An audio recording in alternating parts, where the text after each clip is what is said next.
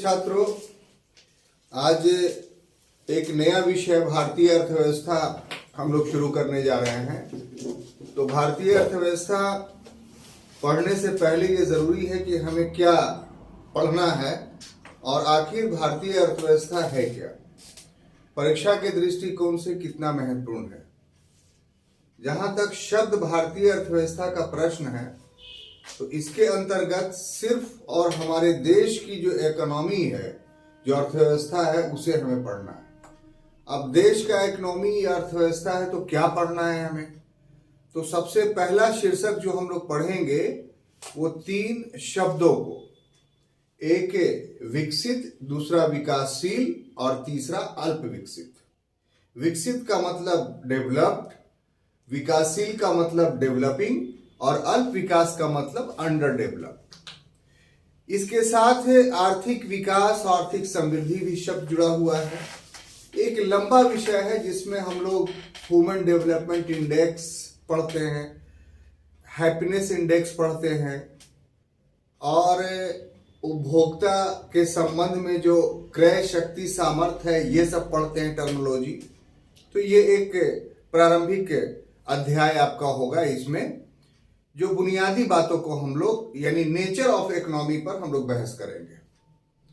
उसके बाद बेरोजगारी, जनसंख्या, निर्धनता, ये तीन महत्वपूर्ण टॉपिक एक अलग सेक्शंस में है। साथ ही साथ संसाधन, रिसोर्सेज ऑफ आवर कंट्री, ये चार टॉपिक दूसरा खंड आपका है। उसका तीसरा खंड में योजना आयोग, जो वर्तमान समय में नीति आयोग कहा जाता है, उसके बारे में पूरा का पूरा एक चैप्टर्स है जो जिसके बारे में हम लोग को पढ़ना है। ठीक है। उसके बाद चौथे पायदान पर हम पढ़ेंगे तो इंडियन एग्रीकल्चर, भारतीय कृषि। तो भारतीय कृषि हम लोग ज्योग्राफी में पढ़ चुके हैं। दोनों में डिफरेंसेस क्या है? तो ज्योग्राफी वाला जो हम लोग भारतीय कृषि पढ़े हैं, उसमें ज्योग्राफिकल फिनोमेना, ज्योग्राफिकल फिनोमेना का अर्थ क्या हुआ कि कोई फसल उपजाने में कितना तापमान होना चाहिए, कितना वर्षा होना चाहिए, कैसी मिट्टी होनी चाहिए, ये सब चीजें ज्योग्राफी में हम लोग पढ़ चुके हैं। तो इसमें क्या पढ़ेंगे हम लोग? तो इसमें जो इंफ्रास्ट्रक्चर्स एग्रीकल्चर से जुड़ा हुआ होता है, जैसे आधारभूत संरचना जो कृषि से जुड़े हुए होते हैं, जैसे सिंचाई, जैसे उर्वरक, जैसे बीज, या सरकार की बहुत सारी नीतियां, या ग्रीन रेगुलेशंस जो कृषि के क्षेत्र में हुआ है, तो ये सारी चीजें इकोनॉमिक्स के सब्जेक्ट्स हो जाएंगे। या उत्पादकता, उत्पादन कितना कितना हर फसल का हुआ है, ये सब इकोनॉमिक्स के विषय हैं। इसी तरीके से इंडस्ट्री, भारतीय उद्योग, तो उद्योग भी एक लंबा टॉपिक हम लोग का होगा, जिसमें सरकार की क्या नीति रही, जो कल के होमवर्क में हम लोगों ने आपको दिया था, पढ़ते तो समझ में आती। उसका हर उद्योग के बारे में अलग अलग विवरण, ये चीज ज्योग्राफी में भी हम लोगों ने पढ़ा है। लेकिन ज्योग्राफी में उद्योग जो हम लोगों ने पढ़ा, वो उसका भौगोलिक परिवेश पढ़ा। भौगोलिक परिवेश का अर्थ क्या है कि उसके रॉ मटेरियल कौन कौन थे, उसके अयस्कों का क्या नाम था, कहां कहां वो पाया जा रहा था। लेकिन इसमें इकोनॉमिक्स में जब हम लोग भारतीय उद्योग पढ़ेंगे, तो सरकार की नीतियों को पढ़ेंगे, उसके उद्योग के विकास को पढ़ेंगे। ये दोनों में डिफरेंसेस होगा। क्लियर? अब ये पांचवा सेक्शन आपके मस्तिष्क में गया, जा रहा है कि नहीं जा रहा है? अब देखिए आगे जो आपकी चीजें हैं, वो एक बहुत इंपॉर्टेंट चीज है, मुद्रा और बैंकिंग। एक बहुत बड़ा टॉपिक है। जो मनी है किसको बोलते हैं, ये सब हम लोग देखेंगे। उसके बाद विदेशी व्यापार या व्यापार, फॉरेन ट्रेड, एक बहुत बड़ा टॉपिक है, उसको हम लोग देखेंगे। इसी में एक जुड़ा हुआ जो टॉपिक है वो है भुगतान संतुलन, बैलेंस ऑफ पेमेंट। ये भी एक लंबा टॉपिक है और उसमें बहुत सारी चीजें हैं। अंत में या प्रारंभ में कहिए, टर्मिनोलॉजी आता है, या तो शुरू में बोलिएगा पढ़ा देंगे, या बोलिएगा तो लास्ट में। ज्यादा बेहतर हो तो शुरू में पढ़ा दिए कि अर्थव्यवस्था से जुड़े हुए बहुत सारी शब्दावलियां हैं, जैसे CR क्या होता है, रेपो रेट क्या होता है, रिवर्स रेपो रेट क्या होता है। इस सब पर से प्रश्न बहुत सारे आते हैं, तो उसको शुरू में हम लोग पढ़ा देंगे। ये सब आपका सिलेबस है। क्लियर? पुस्तक के बारे में जहां तक बात है तो कल ही के क्लास में हमने बताया था, इसमें पुस्तक में आपका यूनिक गाइड है, उसको आपके लिए क्योंकि टॉपिक बहुत टफ है तो बहुत आसान लैंग्वेज में लिखा है, तो आपको प्रारंभिक पाठन के लिए बहुत ही उपयोगी है। किसी भी चीज के एक इंट्रोडक्टरी जानकारी के लिए, एक भूमिकीय जानकारी के लिए आपके लिए वो पुस्तक, वो गाइड अच्छी है। और गहराई से अध्ययन अगर हम लोग करना चाहेंगे तो मिश्रा एवं पुरी की किताब है जो बहुत अच्छी है। उसके बाद लाल एवं लाल की किताब है, वो अच्छी। लाल और लाल की किताब की सबसे बड़ी बात है कि अच्छी तो बहुत है, लेकिन इतना उलझा करके लिखा हुआ है कि जब तक बेसिक जानकारी आपके पास नहीं होगा तब तक वो अच्छा नहीं लगेगा। तो ये सब कुछ चंद किताबें हैं जो आपके टेबल पर रहना चाहिए, क्योंकि हम होमवर्क देंगे तो आप उससे बनाइएगा। अब हम शुरू करते हैं। तो आज बिल्कुल प्रथम क्लास है और इसमें भारतीय अर्थव्यवस्था से संबंध जो प्रारंभिक जानकारी जिस शब्द की आपको होनी चाहिए वो शब्द है आर्थिक समृद्धि और आर्थिक विकास, यानी economic growth and economic development. Clear कि क्या है ये? और ग्रेजुअली धीरे धीरे आज के क्लास में इसको समझने के बाद इसी से जुड़े हुए जितनी भी चीजें हैं, जैसे विकसित देश, अल्प विकसित देश, विकासशील देश, या इससे जुड़े हुए ह्यूमन डेवलपमेंट इंडेक्स है, ये सब इसी फर्स्ट चैप्टर्स में आपको पढ़ना है। उसके बाद सेकंड चैप्टर में जब हम प्रवेश करेंगे तो भारतीय अर्थव्यवस्था का नेचर यानी प्रकृति क्या है उसको हम लोग सेकंड चैप्टर में देखेंगे। तो फर्स्ट चैप्टर कुछ दिन चलेगा और इस पर बहुत अच्छे से समझिए। जो बातें समझ में नहीं आएंगी उसको बीच में आप पूछिएगा कि सर इसकी बात हमको समझ में नहीं आई। तो अब देखिए, आर्थिक समृद्धि और आर्थिक विकास जब पढ़ना हम लोग प्रारंभ करते हैं तो सबसे पहला शब्द आता है कि ये जो शब्द है वो जुड़ा हुआ है अर्थव्यवस्था से। किससे? अर्थव्यवस्था। अर्थव्यवस्था से।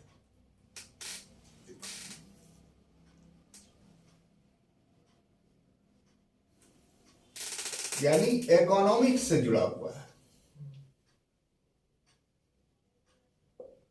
अब अर्थव्यवस्था जब हम शब्द बोलते हैं तो इसका मतलब क्या होता है? तो अर्थव्यवस्था का शब्द का अर्थ होता है, इसका अगर मीनिंग लेंगे तो सिंपल सा इसका मीनिंग होगा आर्थिक क्रिया। क्या मीनिंग होगा? आर्थिक क्रिया यानी इकोनॉमिक एक्टिविटी। इकोनॉमिक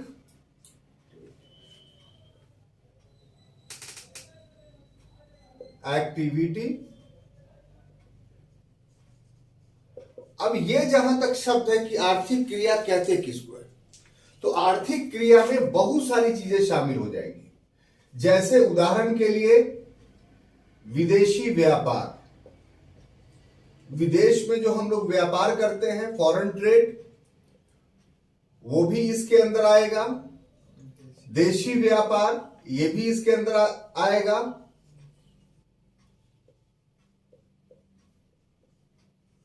घरेलू उत्पाद ये भी इसके अंदर आएगा।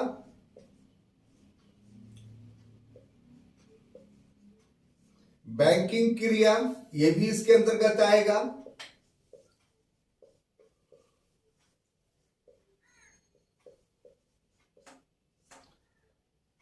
सरकारी संपत्ति ये भी इसके अंतर्गत आएगा। उत्पादन यानी प्रोडक्शंस किसी भी चीज का करेंगे वो इसमें आ जाएगा। उसके बाद वितरण यानी डिस्ट्रीब्यूशन इसका करेंगे वो सब इसके अंदर आ जाएगा। संचय अगर हम स्टोरेज करते हैं वो भी इसके अंतर्गत आ जाएगा। ये जितनी चीजें मैंने बोर्ड पर आपको लिखा, all of them are economic activity, ये सभी के सभी आर्थिक गतिविधि। थोड़ा एलोबरेट कर देते हैं ताकि आपको समझ में और अच्छे से आ जाए। जैसे हम बोलते हैं कि विदेशी व्यापार, तो विदेशी व्यापार का जो स्वरूप है वो बहुपक्षीय है। आप विदेशी व्यापार का क्या अर्थ लेते हैं कि हम सामान खरीद रहे हैं, बेच रहे हैं? सिर्फ यही विदेशी व्यापार नहीं है, सेवा भी तो आप दे रहे हैं, सर्विसेज भी बहुत तरह की दे रहे हैं। जैसे उदाहरण के लिए आप ले लीजिए कि आप इंडिया में बैठे हुए हैं और अमेरिका के किसी कंपनी का अपने सिस्टम पे आप काम कर रहे हैं, तो ये आप अमेरिका में को क्या दे रहे हैं? एक सर्विस दे रहे हैं, एक सेवा दे रहे हैं, और बदले में अमेरिका जो है आपको क्या दे रहा है? पेमेंट कर रहा है, पैसा दे रहा है। तो ये भी एक ट्रेड है। इसी प्रकार से आपके यहां कोई ऐसा धार्मिक स्थल है जिसके मानने वाले दूसरे देश में रह रहे हैं और वहां दर्शन के लिए आते हैं, तो वहां भी खर्च करते हैं, तो यह भी विदेशी व्यापार का एक रूप है। तो विदेशी व्यापार का छात्रों, ये अर्थ मत लगाइएगा आप कि केवल वस्तुओं का खरीद और बिक्री, बल्कि इसमें सेवाओं की खरीद बिक्री भी शामिल होगी। ठीक है? या और बहुत सारी चीजें हैं, जैसे एग्जाम्पल के तौर पर कोई किताब लिखी गई, लिखने वाला राइटर भारत का है, लेकिन वो बुक जो है विदेशों में भी बेचा जा रहा है या बिक रहा है, उससे भी आय हो रही है। तो ये भी एक फॉरेन ट्रेड का एक भाग माना जाएगा। तो फॉरेन ट्रेड या विदेशी व्यापार एक बहुत ही विस्तृत क्षेत्र अपने अंदर रखता है और उसके अंतर्गत हर वो गतिविधि आ जाती है जो विदेशों से धन को लाता है या विदेशों में धन को भेजता है। क्लियर? देशी व्यापार के अंतर्गत, देश के सीमा के अंतर्गत जो व्यापार, इसको हम लोग अंतरराज्यीय व्यापार, इंटर स्टेट ट्रेड के नाम से भी जानते हैं। देशी व्यापार का दूसरा नाम क्या है? अंतरराज्यीय, या इंग्लिश में इंटर ट्रेड। मुन्ना जी ध्यान दीजिए आप, इंटर ट्रेड वो तो झाड़ सुनिएगा ही अगर नहीं काम कीजिएगा तब। ठीक है? तो इंटर स्टेट ट्रेड को के नाम से भी जाना जाता है। इसमें भी वही बातें लागू हो कि सिर्फ एक वस्तु की खरीद बिक्री ही देशीय व्यापार के अंतर्गत नहीं आएगा, सेवाएं भी इसके अंतर्गत आएगी। और अगर विस्तृत में आप जाइए तो देश के अंदर बहुत सारी सर्विसेज ऐसी हैं जो अदृश्य हैं, इनविजिबल है, दिखाई नहीं पड़ती है।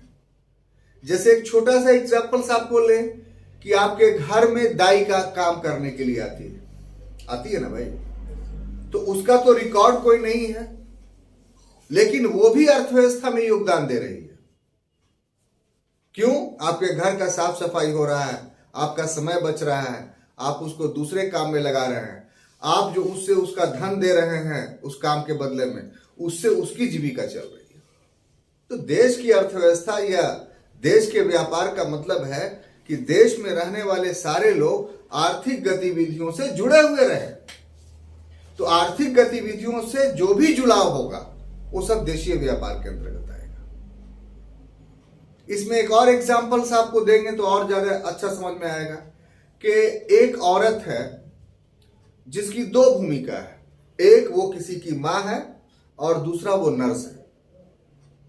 मां की हैसियत से अगर अपने बेटे की सेवा शुश्रूषा करती है, वो सर दबा देती है, पैर दबा देती है, बुखार लगा हुआ है तो पट्टी बांध देती है सर पे, ये आर्थिक गतिविधि नहीं होगा, ये इकोनॉमिक एक्टिविटी नहीं होगा। लेकिन वही महिला नर्स की भूमिका में यदि वो हॉस्पिटल में काम करती है और यही काम करती है जो घर पर कर रही थी अपने बेटे के साथ, किसी पेशेंट के साथ करती है, तो वो उसका आर्थिक गतिविधि आ जाएगा। इंडिविजुअल मतलब नहीं, ठीक है? माने जिससे भी धन की प्राप्ति हो, जिससे भी मोनेटाइजेशन हो रहा हो, मौद्रीकरण हो रहा हो, तो उसको हम लोग देशीय व्यापार के अंतर्गत ये सब शामिल करेंगे। वाइड रेंज है। इसी बैंकिंग क्रिया तो ये आप अच्छे तरीके से जानते हैं। बैंक जितना भी काम करती है, चाहे आपका पैसा जमा करे, चाहे पैसा दे, चाहे ऋण दे, बॉन्ड जारी करे, मकान बनाने के लिए पैसा दे, ये सभी के सभी आर्थिक गतिविधियों के अंतर्गत ये अर्थव्यवस्था के अंतर्गत आएगी। सरकारी संपत्ति, जैसे भूमि के अंदर दबा हुआ कोई भी चीज है, वो आपकी नहीं है, वो सरकार की है। सरकार के अधीन जितने इंडस्ट्रीज हैं वो सब उसकी संपत्ति है। रेलवे चलती है, सब उसकी संपत्ति है। बसेस चलते हैं, सब उसकी संपत्ति है। तो all of them are the part of economy.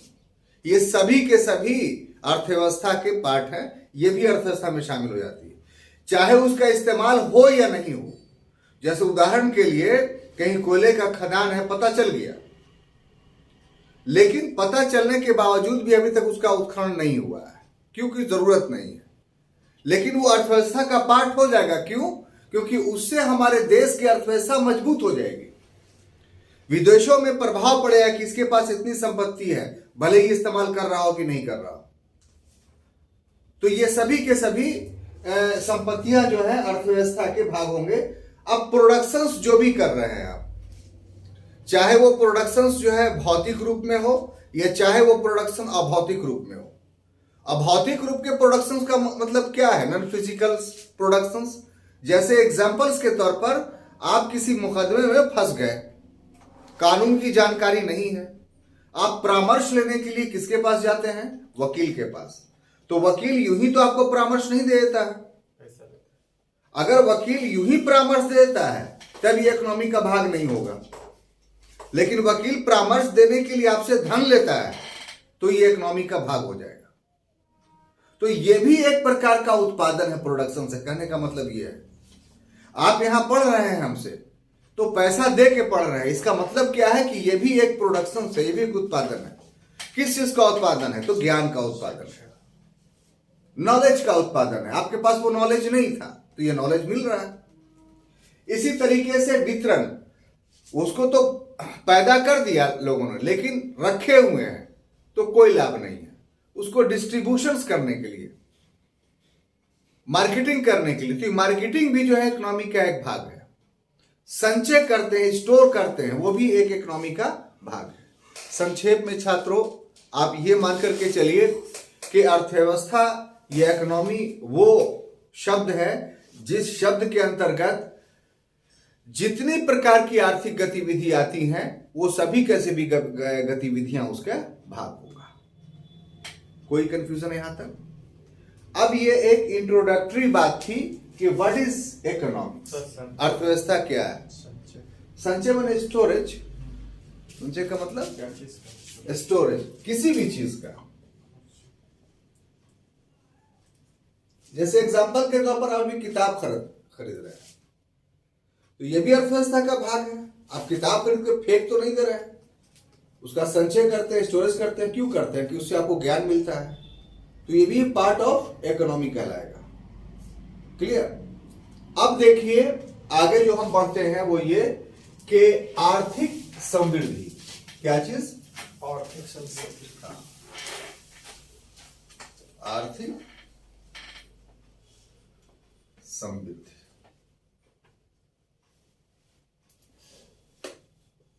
इसको इंग्लिश में क्या बोलेंगे? इकोनॉमिक डेवलपमेंट, ग्रोथ, समृद्धि, अच्छा ग्रोथ। ध्यान से पढ़िए दिवाकर जी, समझ गए? अगर ध्यान से पढ़िएगा तो टॉपिक बहुत इंटरेस्टेड है, और अगर ध्यान से नहीं पढ़िएगा तो फिर टॉपिक जो है आपके लिए बहुत दिक्कत हो जाएगा। अब देखिए कि हम ऐसा क्यों बनाए। हम ऐसा बनाने के पीछे है कि ये जब शब्द हम बोलते हैं, आर्थिक समृद्धि यानी इकोनॉमिक ग्रोथ, तो इसको समझाने के लिए हम लोगों को दो दृष्टिकोण, दो आंख से दिखना पड़ता है। एक आंख इसका क्या है, उसको बोलते हैं ऐतिहासिक परिदृश्य। ऐतिहासिक परिदृश्य।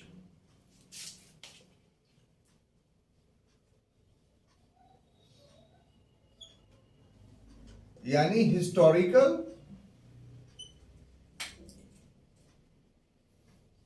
बैकग्राउंड।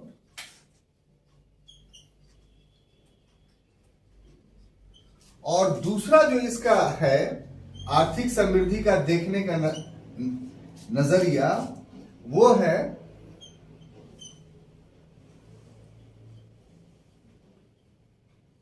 पारंपरिक नहीं बल्कि बोलिए के व्यवहारिक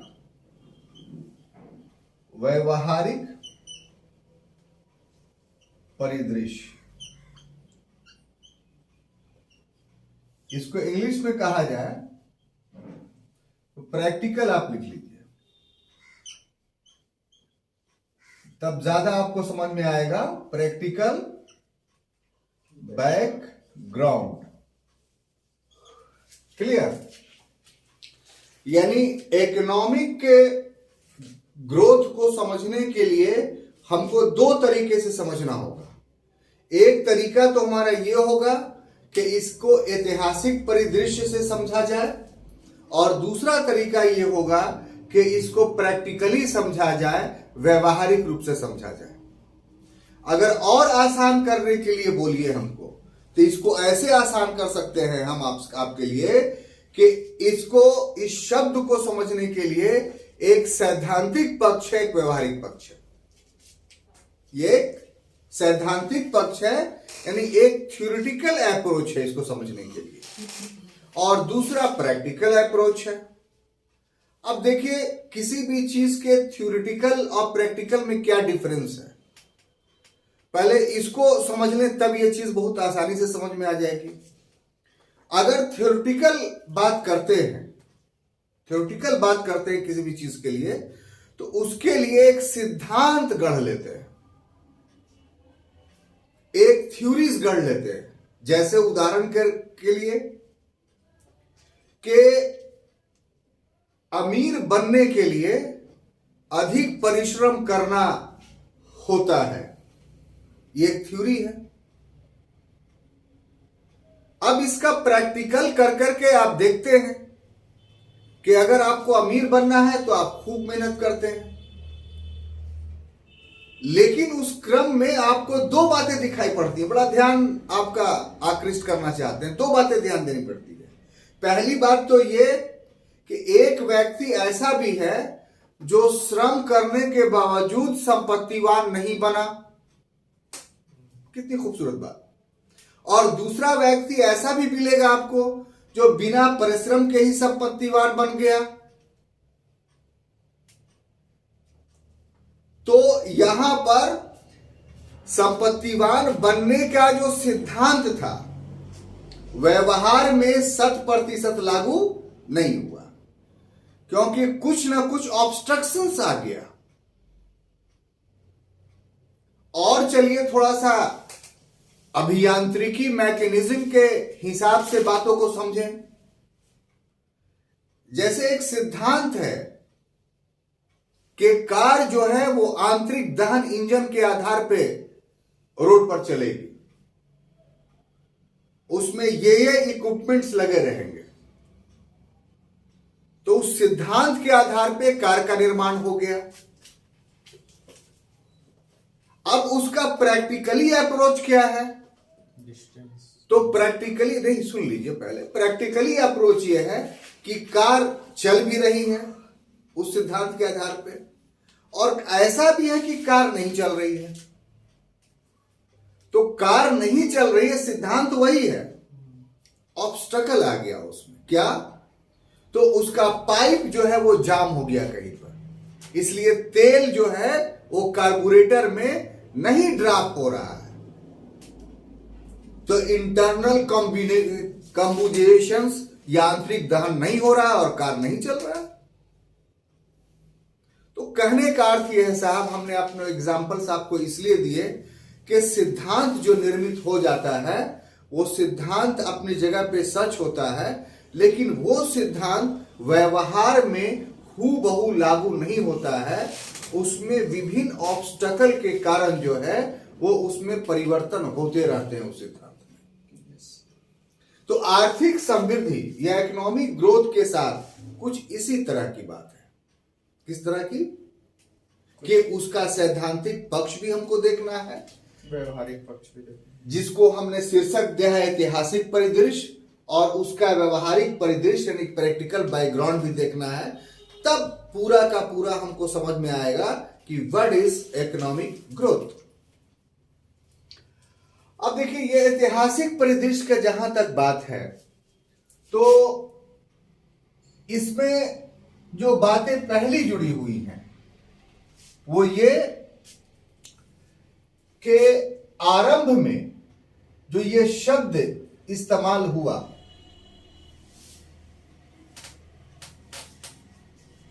वो दो कंटेक्स्ट में हुआ। कितने कंटेक्स्ट में? दो। एक विकासशील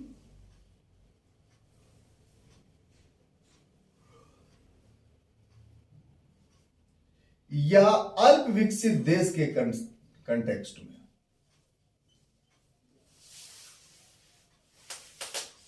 इसको अगर इंग्लिश में बोला जाए तो इसको हम बोलेंगे डेवलपिंग और अंडर डेवलपिंग।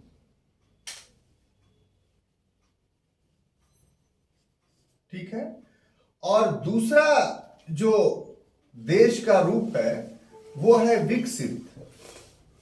इसको इंग्लिश में हम लोग बोलेंगे क्या? डेवलप्ड।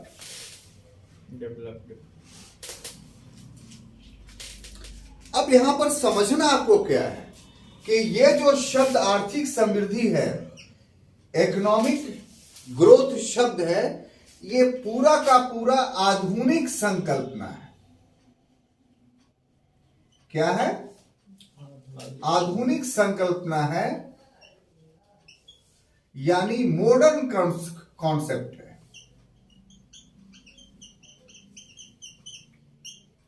ठीक है।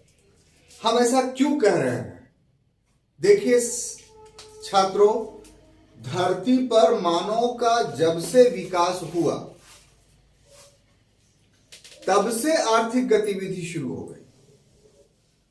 पाषाण काल से आर्थिक गतिविधि शुरू हो गई। कैसे शुरू हुई?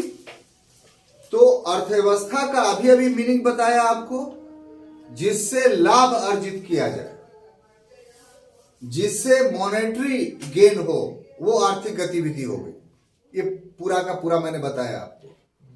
तो पाषाण काल में भी जो शुरुआती दौर था, उस दौर में व्यक्ति, निर्माता और उपभोक्ता दोनों था।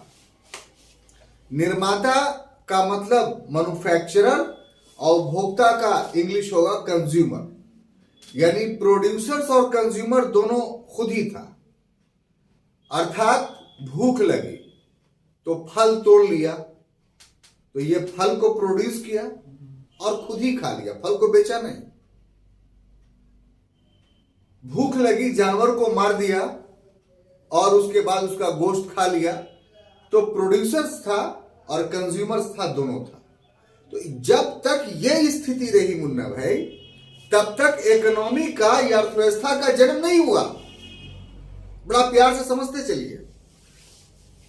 लेकिन जैसे ही जनसंख्या का वृद्धि हुआ और डिस्ट्रीब्यूशन ऑफ लेबर हुआ, यानी कार्य का विभाजन, डू यू नो कार्य का विभाजन, डिस्ट्रीब्यूशन ऑफ लेबर, जनसंख्या बढ़ने से हुआ ये कि अब लोगों की आवश्यकताएं बढ़ गई,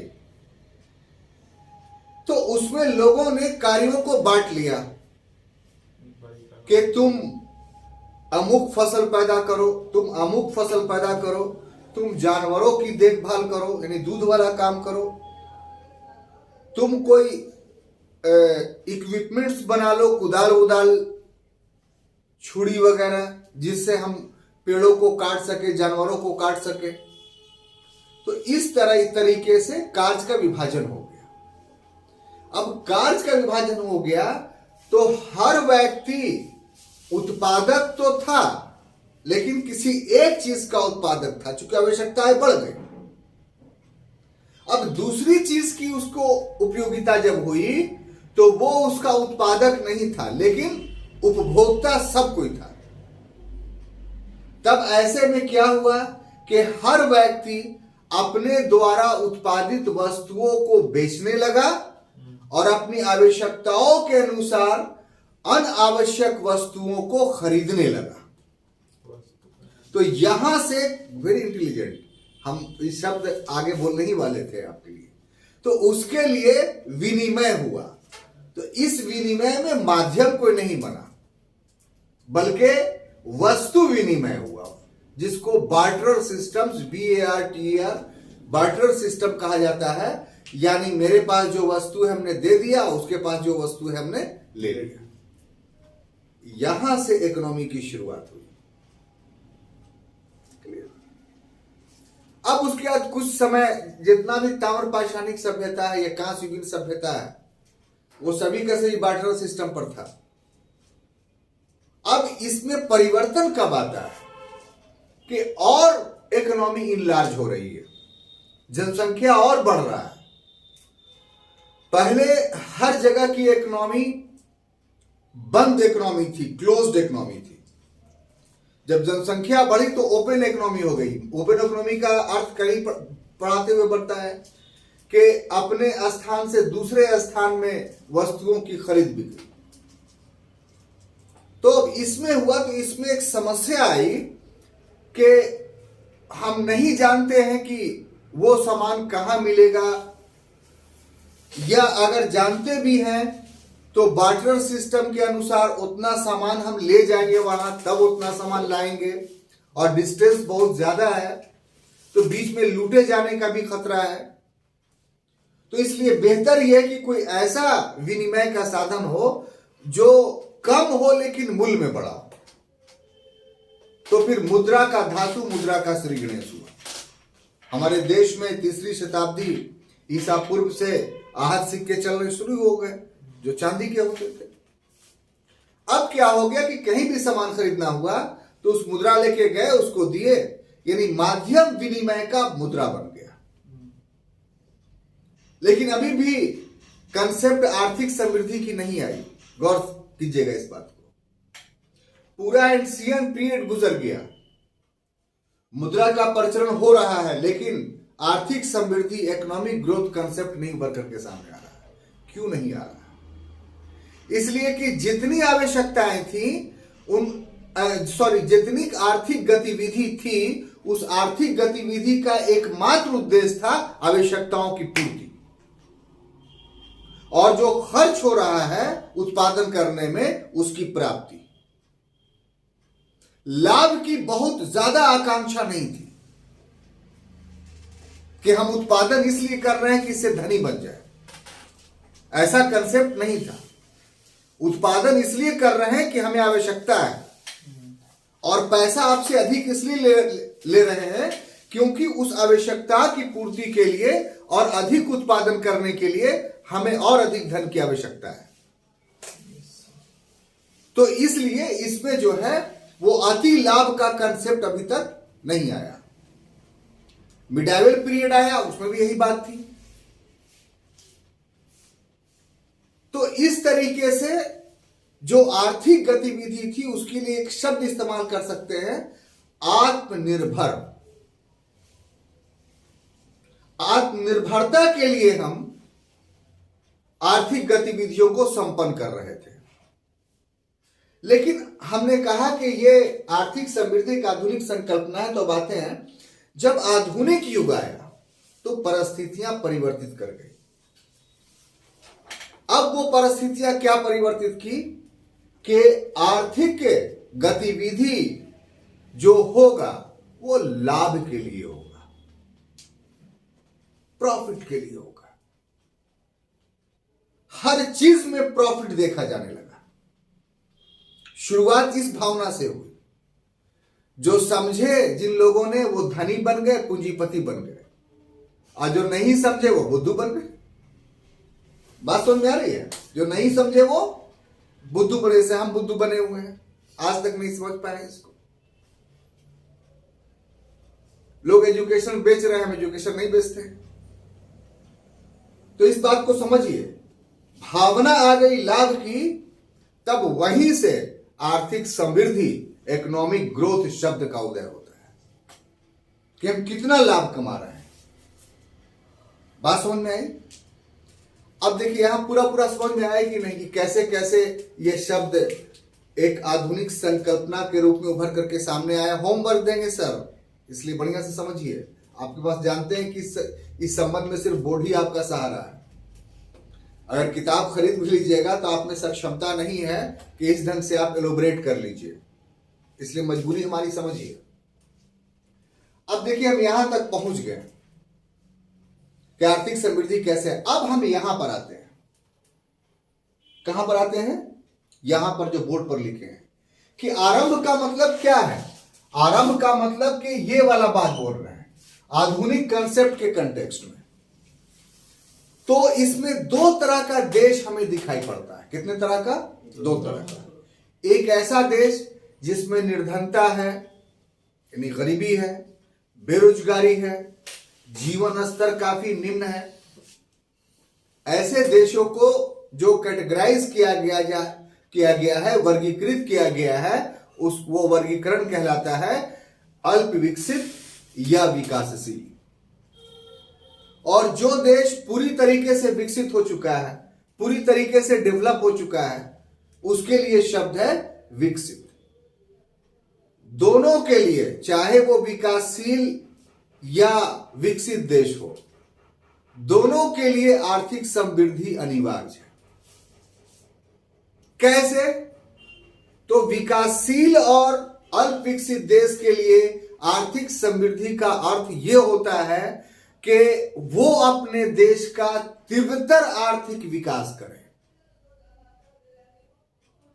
तीव्रतर आर्थिक विकास का मतलब क्या हुआ कि जो पॉवर्टी है उसका एलिमिनेशन करे, जो अनएम्प्लॉयमेंट है उसका एलिमिनेशन करे, यानी समापन करे, लोगों का जीवन स्तर जो है वो उच्च करे। तो ये सब कैसे होगा कि इसको उच्च करने के लिए, इन चीजों को उच्च करने के लिए जो उसके पीछे की आर्थिक गतिविधि है, अर्थात कृषि का वाणिज्यीकरण करे, कृषि के मूल्य में वृद्धि करे, तीव्र औद्योगिकरण करे, सेवा क्षेत्र का विकास करे। तो ये सब वो देश जैसे ही करेगा वैसे ही जो है उसके यहां से निर्धनता, उसके यहां से बेरोजगारी और उसके यहां से न्यूनतम जीवन स्तर समाप्त हो जाएगा। तो अल्प विकसित या विकासशील देश के लिए आर्थिक समृद्धि का अर्थ है तीव्रतर और उच्चतर विकास, भौतिक रूप से, फिजिकली।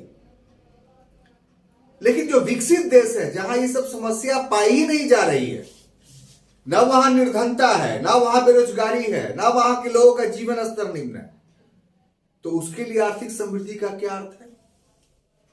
उसके लिए आर्थिक समृद्धि का अर्थ है कि जो विकास वो कर चुका है उसको बनाए रखना, उसको मेंटेन रखना। क्लियर? कोई कंफ्यूजन नहीं यहां तक? बहुत टफ टॉपिक है, बढ़िया समझिए। अब देखिए इस ऐतिहासिक परिदृश्य में ये दो ग्रुप जो उभरा, तो इसमें क्या हुआ? अब इसके साथ जो है वो ये दोनों के साथ दो तथ्य जुड़े हुए हैं। क्या जुड़े हुए हैं? दो तथ्य, यानी टू फैक्ट।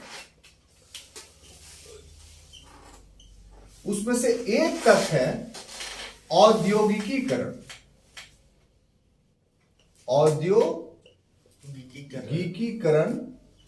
जिसको इंग्लिश में बोलेंगे इंडस्ट्रियलाइजेशन।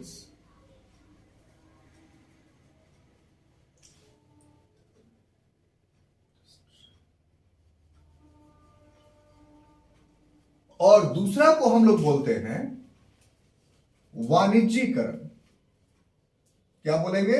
वाणिज्यीकरण। वाणिज्यीकरण यानी कमर्शलाइजेशन।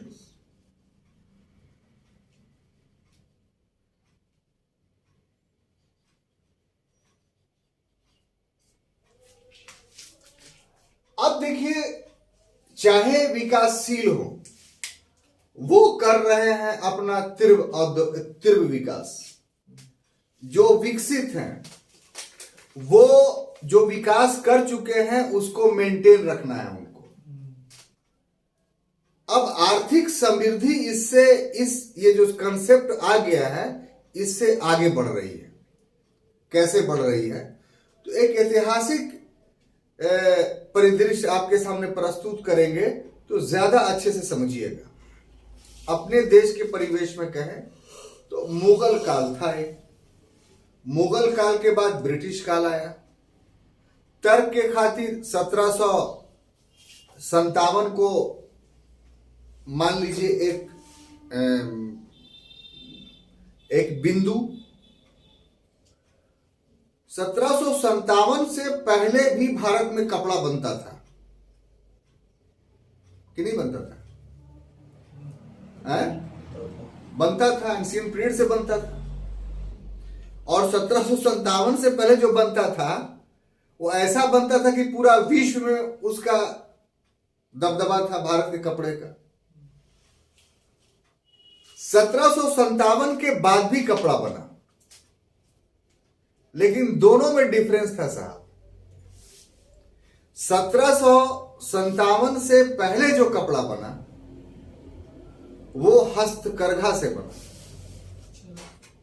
चरखा से बना, हाथों से बना।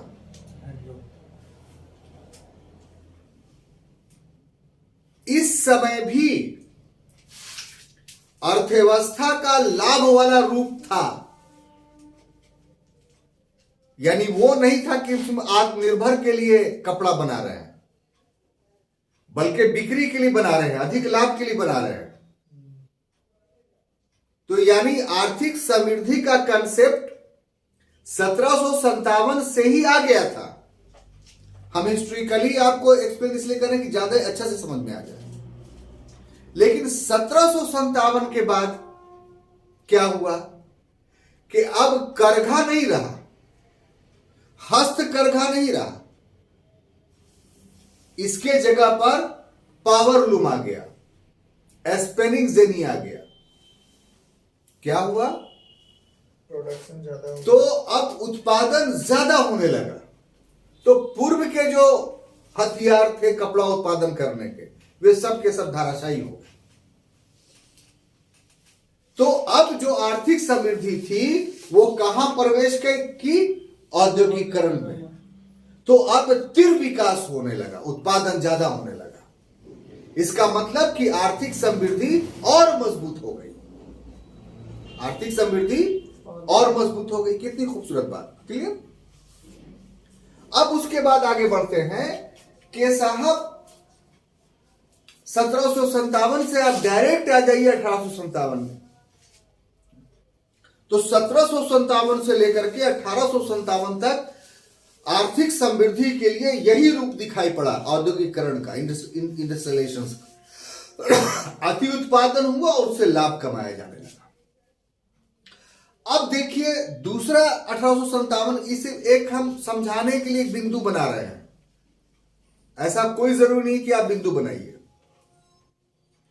अब 1857 के बाद क्या है कि पूंजी अधिक हो गई, तो अब पूंजी से पूंजी कमाने का जिज्ञासा हो गया, यानी हर काम से लाभ कमाने की जिज्ञासा हो गई।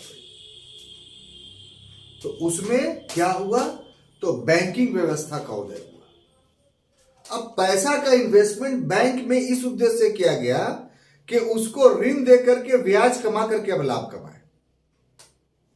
तो पैसे से पैसे कमाने का या हर उत्पादित वस्तु के मूल्य लेने का, पैसे से पैसा कमाने का और हर उत्पादित वस्तु का मूल्य लेने का नाम ही वाणिज्यीकरण है, कमर्शियलाइजेशन से।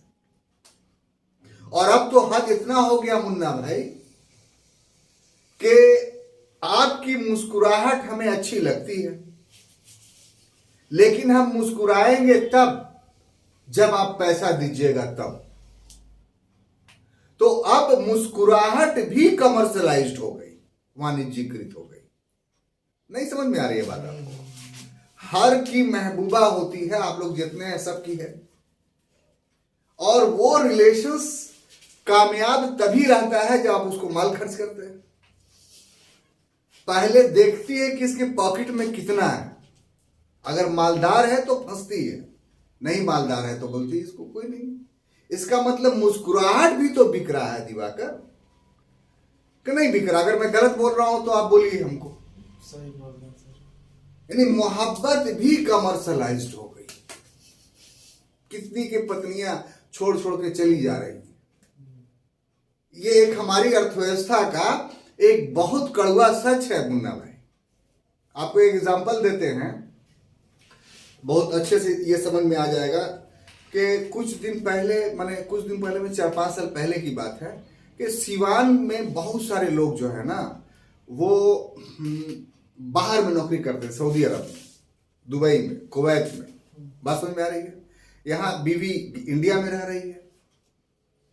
अब हुआ ये कि 1991 का घटना है ये। तो सद्दाम हुसैन ने हमला कर दिया कुवैत पे। अब सद्दाम हुसैन ने कुवैत पर हमला किया, पूरा बैंक को सीज कर दिया। तो वहां जो नौकरी करा सब आदमी माने सबके पास पैसा खत्म हो गया, बेरोजगार हो गया। जानते हैं उसका रिएक्शन क्या हुआ? बहुत सारी बीवियां जो सिवान में रह रही थी उन्होंने तलाक देना शुरू कर दिया अपने पतियों को। पति ने नहीं दिया कि अब तुम हमारे लायक नहीं रहे। मौलानाओं के बीच में कूदना पड़ा कि ऐसा सब मत कीजिए। तो इसका मतलब क्या है मुन्ना भाई? वो विवाह, वो मोहब्बत क्या थी? कमर्शलाइज। उसके कॉमर्स खत्म हो गया तो साहब उसने शादियों को तोड़ दिया। ये आपके बिहार का मैं घटना बोल रहा हूं। तो आर्थिक समृद्धि का वाणिज्यीकरण का अर्थ यह होता है कि हर गतिविधि को मूल्य से तौला जाए, पैसे से तौला जाए। तो यहां पर आपका आर्थिक समृद्धि आकर के पहुंचा है। तो हमने इसका एक सैद्धांतिक पक्ष इतना किया। इसमें मामला यह है कि इससे हम आर्थिक समृद्धि को नाप नहीं सकते, मेजर नहीं कर सकते। मेजर कर सकते हैं इतना जो भाषण दिए तो मेजर तो नहीं होगा इसमें। मेजरमेंट जो होता है वही उसका व्यवहारिक परिदृश्य है। यानी आर्थिक के समृद्धि को, इसको अगर हम लोग मापने हेतु, ठीक है, यानी टू मेजरमेंट करना होगा तो हम इसका आर्थिक समृद्धि का व्यवहारिक परिदृश्य या प्रैक्टिकल बैकग्राउंड हमको देखना होगा। तो अब थोड़ा इसको मिटाते हैं, जगह कम है तो आप लोग इसको स्नैप कर लीजिए। उसके बाद हम इसको दिमाग में रखिए कि इसको समझाएंगे। क्लियर? जल्दी इसको स्क्रीनशॉट लीजिए।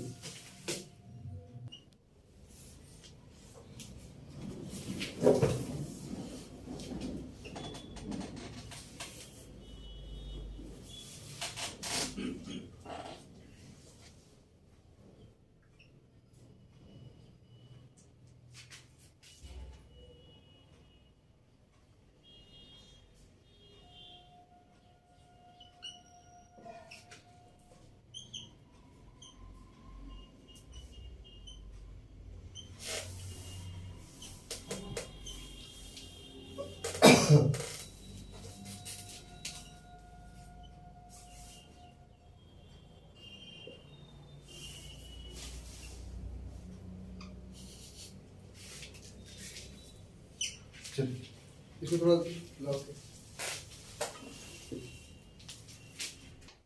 तो छात्रों अब हम लोग देखेंगे कि आर्थिक समृद्धि का व्यवहारिक पक्ष का मतलब ये कि इसका अर्थ हुआ कि इसका मापन हम कैसे मापेंगे कि हम कितना प्रोस्पेरस हुए।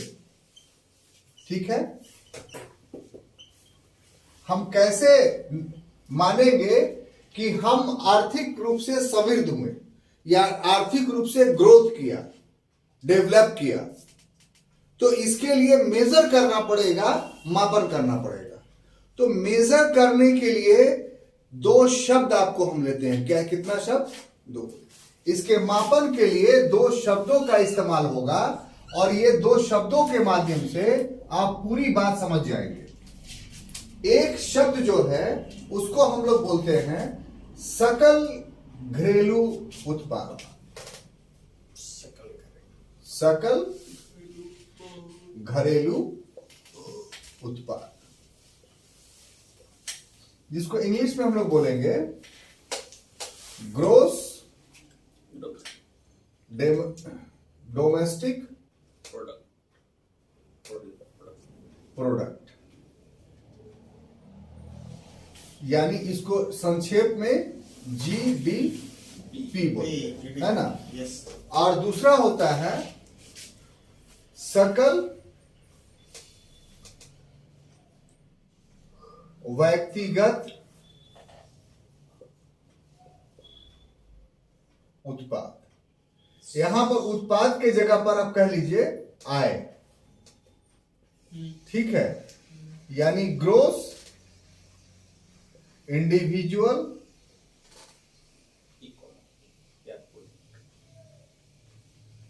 प्रोडक्ट या इनकम, प्रोडक्ट या इनकम, ये दो शब्दों को हम लोग को समझना है। ये एक अलग जो ये शब्द लिख रहे हैं सकल घरेलू उत्पाद, वो एक अलग टॉपिक होगा, उसमें हम लोग पढ़ेंगे जिसका शीर्षक होगा राष्ट्रीय आय, नेशनल इनकम। उसमें पूरा विस्तार से इसमें हम पढ़ाएंगे।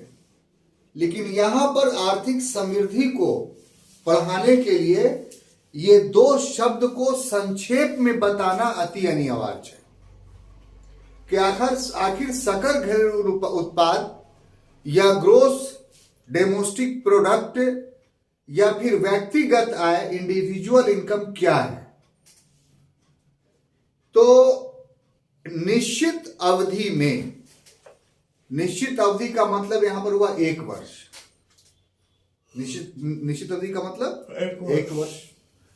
तो 1 वर्ष की अवधि में किसी विशेष भौगोलिक क्षेत्रफल का, तो यहां पर किसी विशेष भौगोलिक क्षेत्रफल का तो कोई देश, यानी 1 वर्ष में किसी देश में कुल उत्पादित वस्तु, कुल और सेवाओं का, सर्विसेज का मौद्रिक मूल्य, monetary value is equal to GDP. यानी 1 साल में किसी देश में जितना उत्पादन हुआ और जितना सेवा से पैसा आया, ये सब को मिला करके हम लोग क्या बोलेंगे, सकल घरेलू उत्पाद। क्लियर? कोई दिक्कत नहीं इसमें आपको। अब देखिए कि ये जो सकल घरेलू उत्पाद है, ये सकल घरेलू उत्पाद से ही जो है वो आर्थिक समृद्धि को नापा जाता है। आर्थिक समृद्धि को क्या होता है, मापा जाता है। मापा जाता है,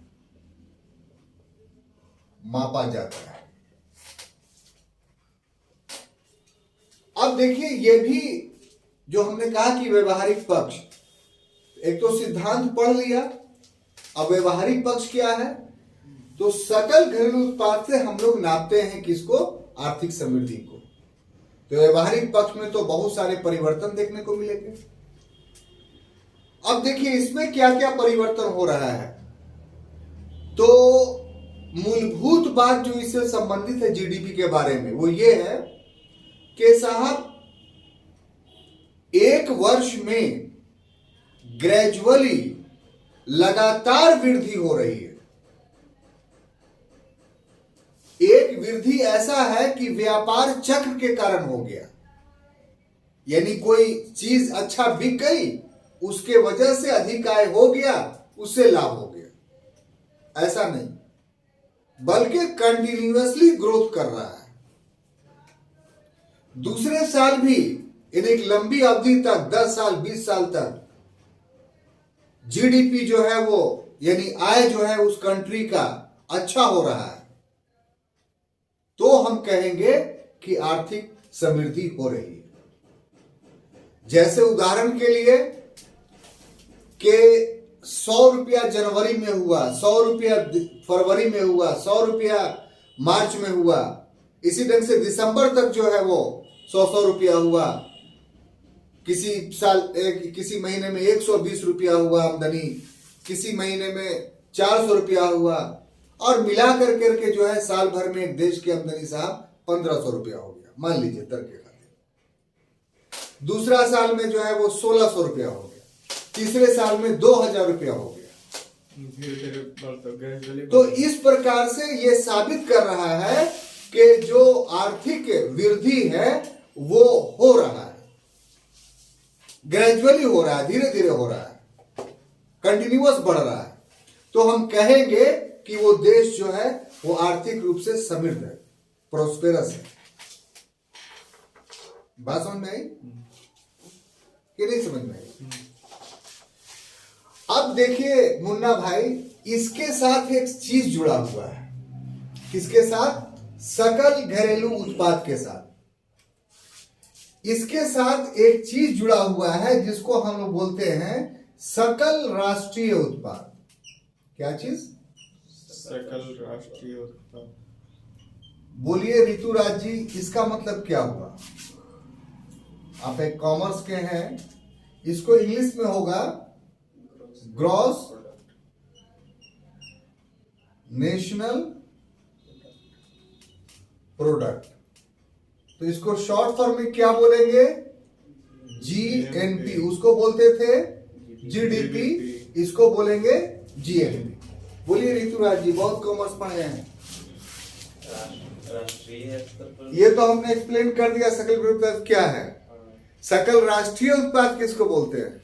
सकल देश के अंदर, मतलब जो राज्यों के लिए, जो राज्यों के लिए जो डीडीपी होगा वो शायद जीएनपी होगा। हाँ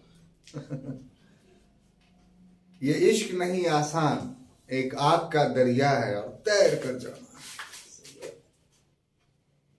पढ़ाई इतनी आसान नहीं है जितना समझते हैं आप लोग। यदि जीडीपी में विदेश से प्राप्त आय को शामिल कर लिया जाता है तो वो जीडीपी जीएनपी बन जाता है।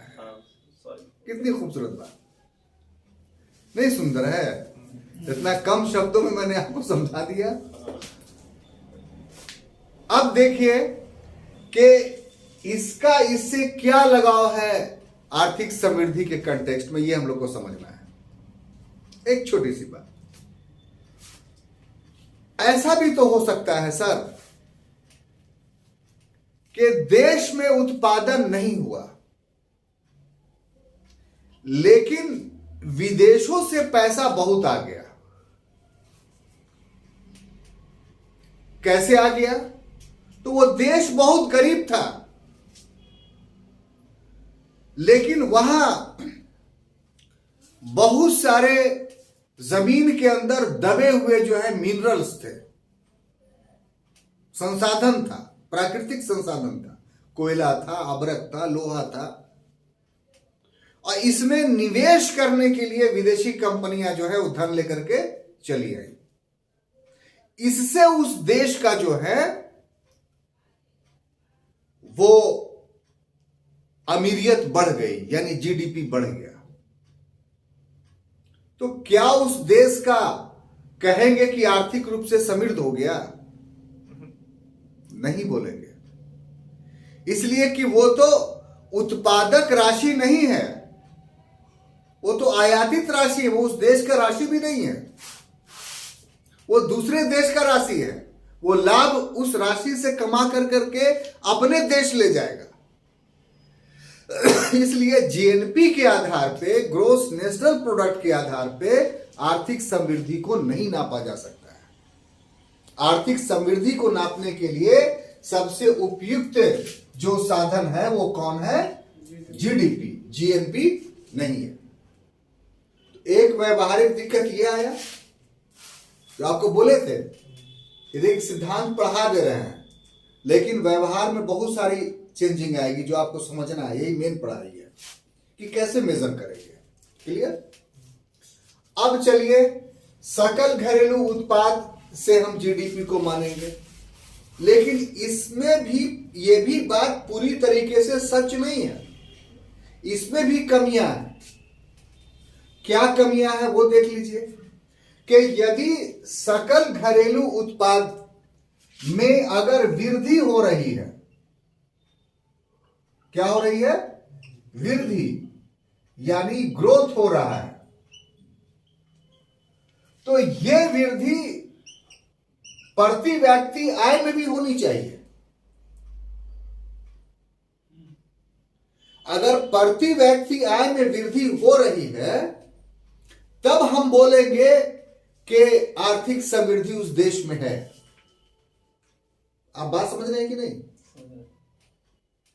अगर सकल घरेलू उत्पाद में जीडीपी में वृद्धि हो रही है और उसके परिवेश में सभी व्यक्तियों के आय में वृद्धि हो रही है, तब हम बोलेंगे कि क्या आर्थिक समृद्धि हो रही है। अब प्रति व्यक्ति आय के परिवेश में बहुत सारी गांठें हैं जो हम लोग को समझना है। तो ये वृद्धि के परिवेश में कुछ गांठें जो हैं, उसमें सबसे पहला गांठ ये है कि साहब प्राकृतिक आपदा के कारण, क्या चीज? प्राकृतिक आपदा, एक परिस्थिति हम लोग के पास चली आती है, तो इसमें क्या परिस्थिति होगी कि हम लोग कहें कि नेशनल ग्रोथ हुआ या नहीं हुआ? तो इसको ऐसे उदाहरण लीजिए कि सकल घरेलू उत्पाद में वृद्धि नहीं हुई, सकल घरेलू उत्पाद में वृद्धि नहीं हुई, लेकिन अकाल के कारण, महामारी के कारण, बाढ़ के कारण एक बहुत बड़ी जनसंख्या मर गई, जिसके वजह से प्रति व्यक्ति आय में वृद्धि हो गई। नहीं समझ रहे बात? समझ गए। तो क्या आप कहिएगा कि आर्थिक समृद्धि हुई? ना। बोलेगा नहीं होगी। तो कहने का मतलब यह है कि प्राकृतिक आपदा के कारण अगर सकल व्यक्तिगत उत्पादन में या आय में वृद्धि हो रही है तो उससे आर्थिक समृद्धि नहीं आती है। एक तय हुआ। अब आ जाइए, एक और चीजें हैं जो होते हुए भी हम लोग नहीं कहेंगे कि आर्थिक समृद्धि होगी। वो चीजें क्या है कि असमान वितरण। क्या चीज? असमान वितरण। असमान वितरण का मतलब क्या हुआ कि जैसे प्रति व्यक्ति आय में वृद्धि हुई कि भारत के हर लोगों का प्रति व्यक्ति आय 23,000 रुपया प्रति माह हो गया है। ये किस आधार पे?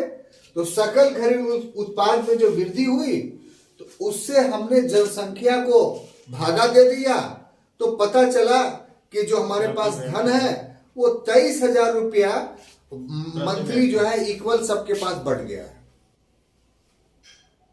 यानी होनी चाहिए। लेकिन अगर ये वितरण समान नहीं है तो फिर वो आर्थिक रूप से प्रोस्पेरस कंट्री नहीं कहलाएगा, आर्थिक समृद्धि नहीं मानी जाएगी। जैसे उदाहरण के लिए कि जितना जीडीपी है उस जीडीपी का 80% भाग ऊपर वाले 20% लोगों के पास चला जाए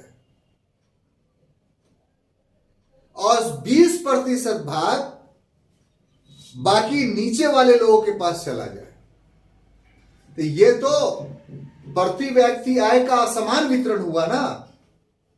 तो असमान वितरण अगर होगा तो ऐसी परिस्थिति में हम नहीं कहेंगे कि वो राष्ट्र जो है वो आर्थिक रूप से समृद्ध है। अब बात समझ में आई? तो इस तरीके से कुछ कमियां थी, उन कमियों के आधार पे हमने आर्थिक समृद्धि के व्यवहारिक पक्ष का वर्णन किया। अब आप इसको भी स्नैप कीजिए। अब हम आ रहे हैं आर्थिक विकास पे, तो आपको क्लियर कट होगा कि आखिर दोनों में से कौन चीजें सही है। अब देखिए छात्रों, दूसरा जो टॉपिक है हम लोग का वो है आर्थिक विकास। क्या है?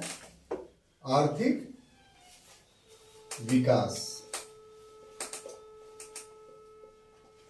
इसको इंग्लिश में हम बोलेंगे इकोनॉमिक डेवलपमेंट।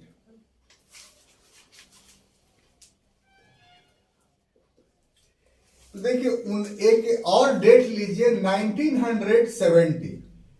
या उसके कुछ पहले, इसके पहले तक जो है आर्थिक समृद्धि और आर्थिक विकास एक ही माना जाता था, अलग अलग नहीं माना जाता था।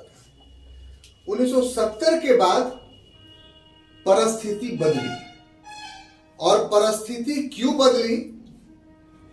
इसलिए बदली क्योंकि आर्थिक विकास के लिए एक संकल्पना थी, उसको जो आर्थिक समृद्धि से मिलती जुलती थी, और वो संकल्पना क्या थी? तो पारंपरिक संकल्पना, यानी ट्रेडिशनल कंसेप्ट।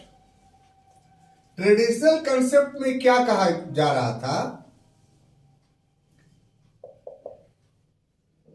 कि दो बातें कही जा रही थी। पहली बात तो ये कि यदि किसी देश में 5 से लेके 7% जीडीपी में, ग्रोस डोमेस्टिक प्रोडक्ट में वृद्धि हो रही है, ठीक है।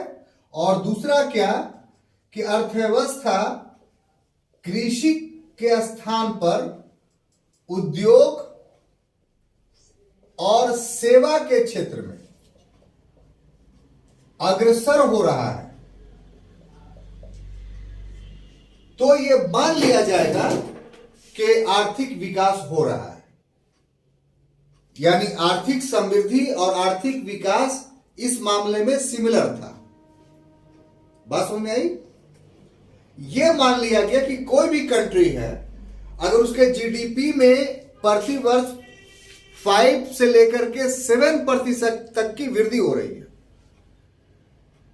और साथ ही साथ कृषि के स्थान पर उद्योग और सेवा का प्रतिशतता बढ़ रहा है। जैसे एग्जाम्पल के तौर पर हमारे देश में जिस समय देश स्वतंत्र हुआ था, तो उस समय जो कृषि का योगदान था वो 46% था। उसके बाद उद्योग का योगदान था 22 से 25% था। उसी ढंग से सेवा क्षेत्र का 20-25% था।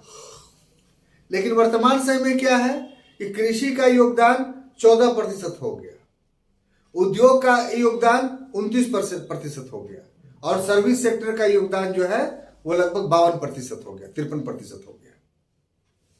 तो ये कहा जाएगा कि आर्थिक समृद्धि हमारे देश में आ रही है इस थ्योरी के मुताबिक, परंपरागत थ्योरी के मुताबिक, ठीक है।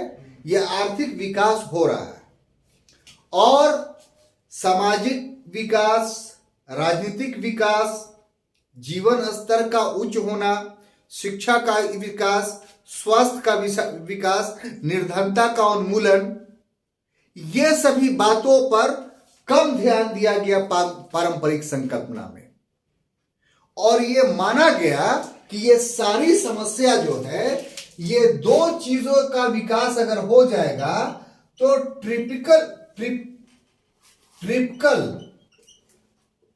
Down theory, typical down theory, जिसको हिंदी में बोलेंगे निस्यंदन का सिद्धांत। क्या बोलेंगे? निस्यंदन का सिद्धांत, ट्रिपिकल डाउन थ्योरी। मतलब अगर हम प्रोस्पेरस हो गए और कृषि के जगह पर उद्योग और सेवा क्षेत्र की प्रतिशतता बढ़ती जा रही है, तो उसके कारण टपक टपक करके लाभ जो है निर्धनता को दूर कर देगा, बेरोजगारी को दूर कर देगा, स्वास्थ्य की सेवाएं अपने आप सुधर जाएंगी, यह मान लिया गया। अब देखिए कि ये 70 और 80 के दशक में वर्ल्ड बैंक ने सर्वे किया। कहां? 30 डेवलपिंग कंट्री या अंडर डेवलप्ड कंट्री में, उन कंट्रियों में कि जहां 5 से 7% जीडीपी का विकास दर था, और कृषि से उद्योग और सर्विस क्षेत्र की प्रतिशतता बढ़ रही थी। उन देशों का जब वर्ल्ड बैंक ने सर्वे कराया तो पाया कि वहां तो 40% से अधिक जनसंख्या निर्धनता रेखा से नीचे है। इसका मतलब ये ट्रेडिशनल कंसेप्ट जो था इकोनॉमिक डेवलपमेंट का वो गलत था, वो सही नहीं था। बात समझ में आई कि नहीं आई? क्लियर? अब देखिए साहब कि आर्थिक विकास का ये जो पारंपरिक संकल्पना था, इसके स्थान पर आधुनिक संकल्पना आया 80 के बाद। क्या आया? आधुनिक संकल्पना, यानी मॉडर्न कंसेप्ट।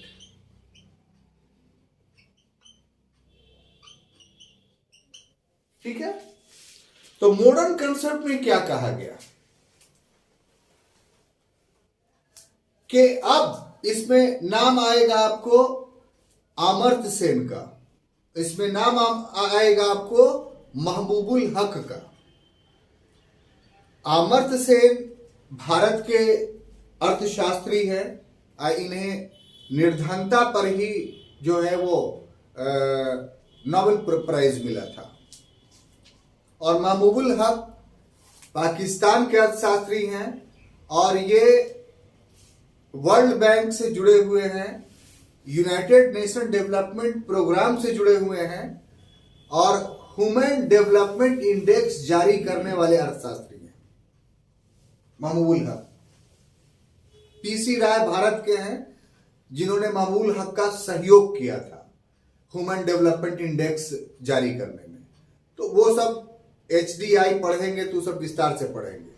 यहां हम लोग को सीमित इस बात पर रहना है कि आधुनिक संकल्पना का जो उद्देश्य था, किसका?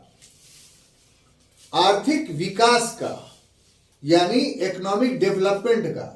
वो था कि मूल उद्देश्य जो होना चाहिए, यानी इकोनॉमी जो ग्रो कर रही है, वो हम तब समझेंगे जब निर्धनता नहीं हो, जब बेरोजगारी नहीं हो, ठीक है, जब जीवन स्तर उच्च हो, जब जीवन प्रत्याशा बढ़े, यानी लाइफ एक्सपेक्टेंसी, लोग का उम्र बढ़े,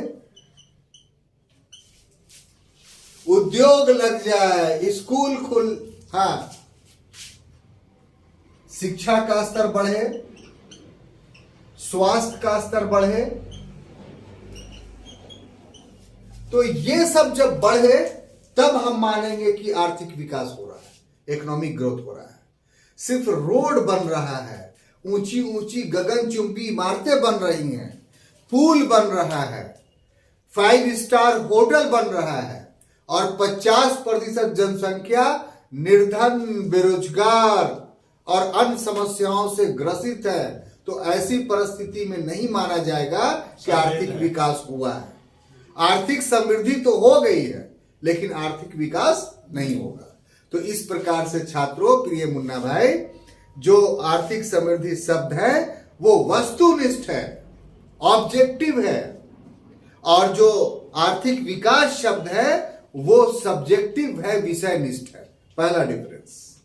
दूसरा डिफरेंस कि आर्थिक समृद्धि जो है वो परिमाणात्मक है, मतलब उसको काउंट कर सकते हैं, लेकिन जब आर्थिक विकास की बात होती है तो इसको गुणात्मक कहा जाता है, क्वालिटिव है ये, इसमें क्वालिटी देखी जाती है पॉपुलेशंस की। तीसरा डिफरेंस ये है कि आर्थिक समृद्धि एक संकुचित शब्द है और आर्थिक विकास एक विस्तृत शब्द है। आर्थिक विकास करने के लिए आर्थिक समृद्धि अनिवार्य है, लेकिन सिर्फ आर्थिक समृद्धि कर लेने से ही आर्थिक विकास नहीं होगा। इसके नापने के लिए बहुत सारी पद्धतियां हैं, जिसका वर्णन जो है वो हम लोग कल के क्लास में या अगले क्लास में हम लोग करेंगे। हम समझते हैं कि आपको पूरी बात समझ में आ गई होगी और इससे संबंधित क्वेश्चन देंगे जो बनाना आपके लिए अनिवार्य होगा। Thank you.